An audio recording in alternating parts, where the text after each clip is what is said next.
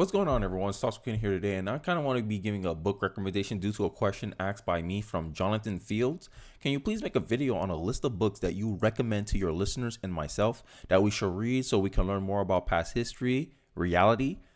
And sure, Jonathan Fields, I'll give you some of the list, and all these books here I have personally read, right? And these are not the books I haven't read yet. These are books that I have read not extensively, but some I have reviewed, some that I have read. So let's focus on I'm a mix of both, all right? And I guess, Jonathan, I'll kind of break the books down into three orders, okay? Hopefully this video goes well. There's not going to be any videos, no editing. It's just going to be me just one by one going through some of the books, right? So my first book I'll recommend to you, and this is kind of a both reality and history, is The Naked Communist. Now, Naked Communist is, in my view, the best book if you want to understand the 80s Reagan era, right? Reagan has a personal quote on here. No one is better qualified to discuss the threat to this nation from communism. You will be alarmed, you'll be informed, and you'll be glad you heard of him, which is the author of this book. And I'm not even going to go and try to butcher his name. But some of the interesting chapters in this book, if I could look into it, is the rise of the Marxist man. I think this is going to be the most valuable chapter you can ever read, because it breaks down the Marxist ideology of how they look at the world, of how they think pretty much Marxism is the idea that they think they can change human nature, which we all know if you are conservative, you base your reasoning on reality, on constructive reasoning. That's not possible. No human can change another human, right? Like, it's a take it or leave it assumption, right? And in my view, an ideology that fails to understand human nature is always bound to fail. So the most three important chapters I'll point out for this book is the rise of the Marxist man, the founder of communism, which is Karl Marx, and they talk about his life. They break down his life, how, he let his wife and kids starve and die to death in poverty. He wasn't willing to work, right? And a lot of these things, bro, a lot of these ideas, like these intellectuals that people get these ideas from, they're some of the worst human beings in history. I'm just being honest with you right there. But hey, that's enough for The Naked Communist. If that sounds interesting to you, I'll leave all the links in the description below. It'll be affiliated links. Of course, I'll get a commission from it. But hey, this is one way you guys can support the channel and also live up to my ethos of spreading knowledge and information, even if you don't agree with me, right? The next book, this is about reality and common sense, right? The Parasitic Mind by Gladsad, right? And this guy is a PhD, evolutionary biology. He's an atheist, so no one's going to sit here and say, oh, Kenny, you're only referencing Christian conservative, whatever. No. The Parasitic Mind, how infectious ideas are killing common sense. And his thing is he likes to point out rational debate. He attacks moral relativism, which is a staple in the left and most liberals nowadays, right? He wants to defend intellectual reason, intellectual freedom, right, and the preservation of our fundamental rights. And in my view, that's a conservative idea, right? And I think my favorite chapter in this book is chapter 2, Thinking versus Feeling, Truth versus Hurt Feelings. And I think that's like the number one. Like, if you want a short read, right? It's not that much. I think it was like 200 books. It's less than 200 pages. So if you want it for a quick read and you want to get a lot of information, a lot of context, Gladsad goes through his time as a Jewish man. He is some of the encounters he had with the political correct dogma. I think this is an interesting book to read if you kind of want a condensed, concise, packed with information book against what we're dealing with today in our culture. I think Parasitic Mind is the best book for your bang for your buck, right? Obviously, that will be in the link in the description. And then this is one of my favorite books for reality and pointing out bias and fallacies, is Discrimination and Disparities. Now, this book, I think, is one of the books that really got the wheels turning in my head about how much of an impact racism really have in my life and in most people's lives, right? And this is one of the reasons why I'm so against identity politics, right? And this is where I got the concept of discrimination has a cost, because it does. And Thomas Sowell articulated very well in his book here. I think my favorite chapter is the world of words. This is chapter 5 of this book, how Thomas Sowell breaks down two visions. There's two words. In his view, there's the world of numbers, right? And they say if it don't make math, it don't make sense, right? And the world of words, where people are using, how you say it, colorful language, right? They change the definition of words. They're saying something is good when the results show you, which is the world of words. In my view, the world of reality. Despite what reality shows you, they still want to say, "Oh, look, it's the good of the people," right? You want to give them a sweet lie over the bitter truth.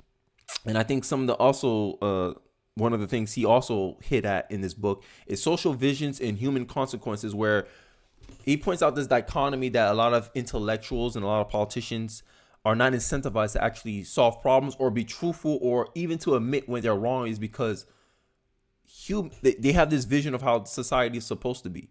And when they implement policies to get that society into play, aka war on poverty, they don't want to acknowledge the consequences of their decision. They don't want to acknowledge the consequences that they implemented a policy that made things worse. For instance, the black community, war on poverty. Before war on poverty, black community was 25%, only had a 25% single motherhood problem. And the war on poverty was trying to address it by saying, hey, we need to help single mothers, right? But in the stipulation of that policy, they put in an incentive, show me an incentive, I'll show you the outcome. They put an incentive essentially where, hey, if you don't have the man in the house, and the way they marketed the welfare system, they were pushing it because they needed people to need it.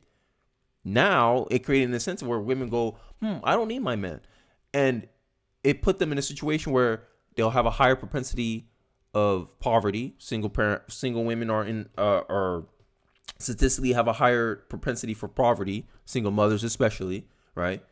Your kids ain't gonna be raised well because at the end of the day, money don't raise children. Sorry, not sorry. That's the truth. That's the facts. That's the reality, right? And these are human consequences of war on poverty.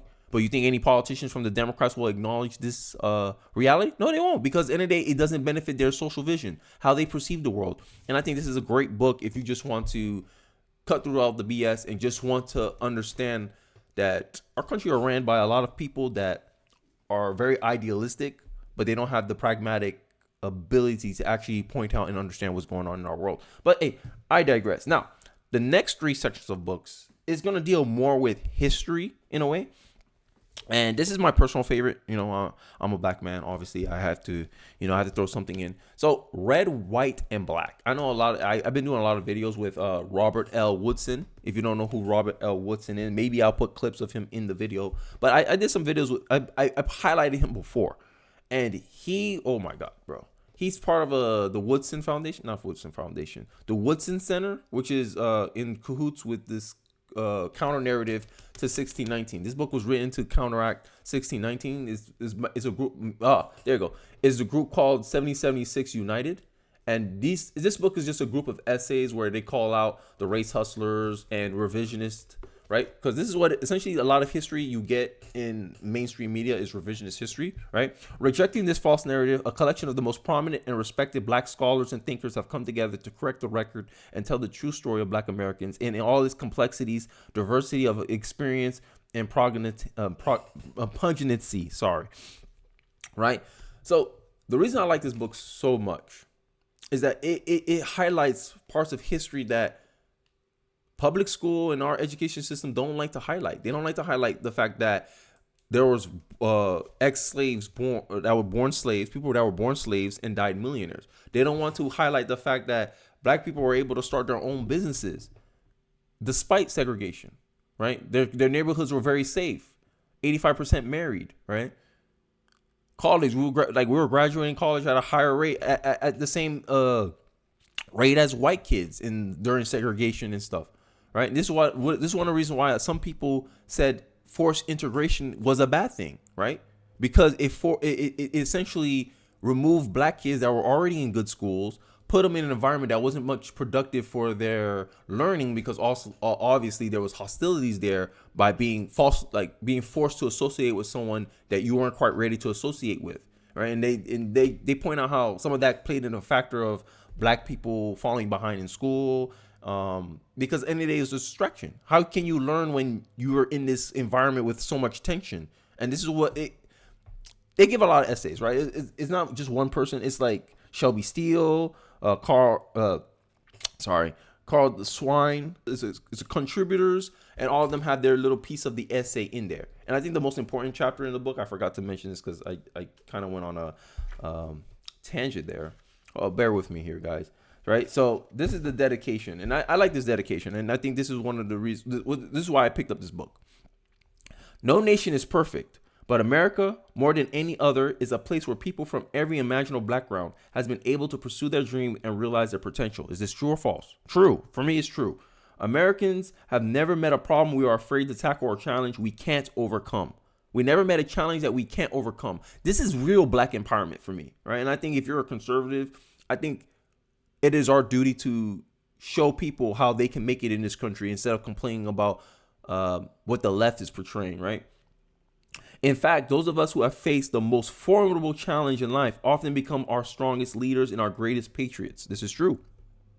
This is as true as black Americans as anyone else. During the worst of Jim Crow, we built thriving communities full of families, churches, businesses, and countless civic institutions on the very soil where we once toiled in forced labor.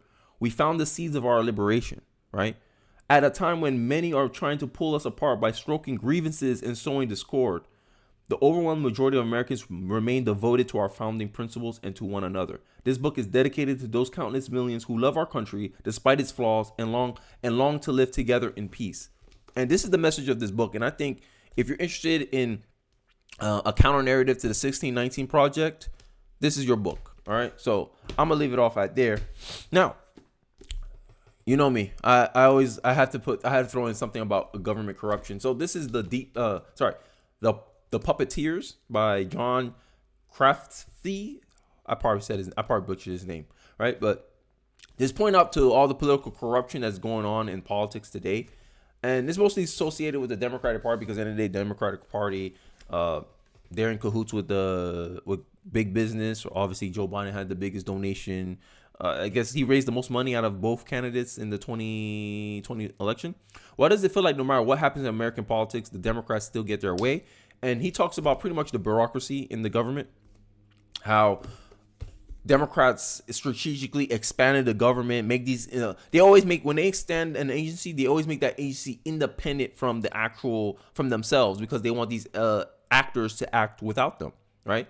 And a lot of the government, unironically, are all Democratic field. All the bureaucracies, everyone who work in these agencies are overwhelmingly Democrat. So this is why it always seemed like no matter what we do as the people, it always seemed like, oh, they always get their way, right? And one of the most eye-opening chapters in this book, which is chapter 1, America's New Credit Score, chapter 2, Farewell Free Marketing, Hello Stakeholder Capitalism, which is the big thing.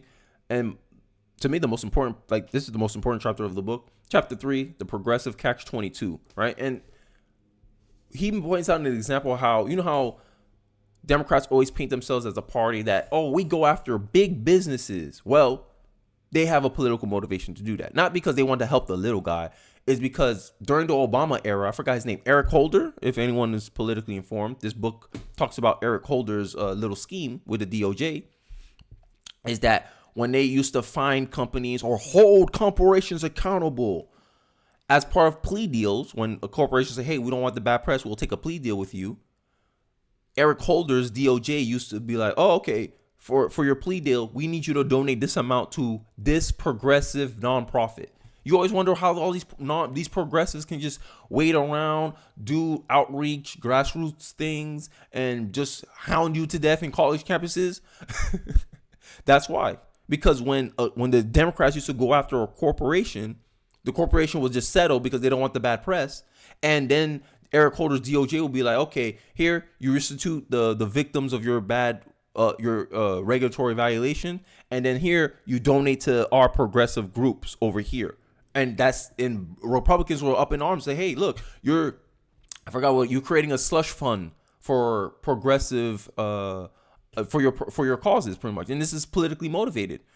Right. So when next time Democrats come at you and say, oh, we're doing this, we're sticking up for the little guy. No, you're using the little guy as a pretext to do something that if you just did it out in the open, people will say, hey, you're enriching yourselves and people who are associated with you. But hey, I digress. Now, one of my favorite books when it comes to history is Death of the Nation by Dinesh D'Souza. This is one of my favorite books. When I talk about the Southern Democrats, the Northern Democrats, how the Democrats were always the party of the of plantation politics, how they run their party like a plantation, right?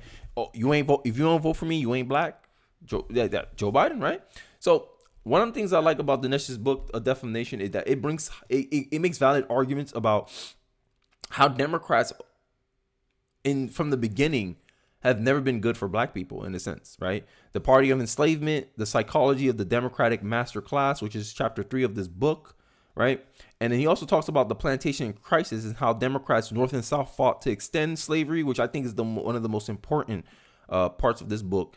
And my favorite part of the book is the progressive plantation, where white supremacy as a weapon of re-enslavement, which is, he talks about Woodrow Wilson, which based on his argument, and I looked through it, Woodrow Wilson is possibly the most racist, could be arguably the most racist president in history, because he's the one who reinstituted segregation in the federal level, and then it trickled down into state level. He's the one who put Birth of the Nation on the White House, which reinvigorated the KKK. And instead of making KKK, because KKK used to only be in the South, when Woodrow came in, KKK became national because of that movie, Birth of a Nation. So Dinesh makes some compelling arguments about how Democrats are still playing plantation politics. They always wanted to be the master of people's fate. They just say, hey, give me the power and I can help, right? The worst things the government can say is I'm here to help. So those are some of the books. Those are my main recommendations. Oh my God, I got a lot of books here. Oh, yeah. So these are all the books I would recommend. Links in the description below. And then I think I have some honorable mentions. The Incorrect Guide to Economics. This is a reference book. I like this book a lot. It gives you, it's like a template, like let's say, like less than 200 pages. You're in less than 200 pages. It references a lot of economic books, which I think they're very valid. They point out how capitalism is actually better for the environment than socialism. How socialism was caused more pollution than capitalism, right? And they have a bunch of books that reference this stuff, right? And they talk about how the government's the unnatural monopoly. It's a very interesting book. And they have more versions of this book, like one for the Constitution, American history, all that nice stuff. The next book is The Libertarian Mind. As you guys know, I always struggle between libertarianism and conservatism, because at heart, like as an idealist, I think libertarianism would work. But as a pragmatic person and understanding human nature, I understand that this can never be the case for the most part. At least this is where I get the idea that the government should be a referee, is because here's my book, Conservatism. This is a thick book now. Now this book, very deep in knowledge. It's a rediscovery. Like you start seeing, damn, like we never had a conservative democracy. It makes the case for a conservative democracy, because right now we're in a liberal democracy, right? We're in a republic, I know, but I'm just talking about the whole, like, society. When you talk about society, you say democracy, right? And this is where it drives my reasoning for some of the things. And I like the conservative book a lot, the Conservatism book. And I think its greatest chapter, in my view, is the conservative paradigm, which is chapter 3 of the book, and how it talks about this dichotomy between rationalism and imperialism, which is like a sub-note of it. And the ideas between conservatism and rediscovery is that he mentions how conservative thinking is based on observation, based on constructive reasoning, while liberals base their ideas on what ought to be, while conservatives try to see what is and how can we make it better, right? Conservatism is based on duty and obligation, and in this book, this is how he referenced it. And liberalism is based on freedom and consent, right? Because at the end of the day, you need, just because I'm your son doesn't mean I have to help you. Well, in a conservative mind, because I am your son, it's my duty and obligation to help you and our country and our nation. And you'll see the dichotomy. Very interesting book. Very great book. I'll highly recommend it. Damn, I've been talking for 19 minutes. I hope you guys find this video insightful. I hope it wasn't too boring. No clips, no nothing, just me talking. If you like these videos, let me know in the comment section. I'll try to make more personal videos instead of just, throwing clips around, and I'll just give you guys my honest opinion about it. I hope you guys find these books useful. I hope whatever catches your eye, I hope you found it valuable and helpful. Don't forget to like, comment, subscribe. I really do appreciate you for watching to the end of the video, and I'll catch you guys on the next one. Peace.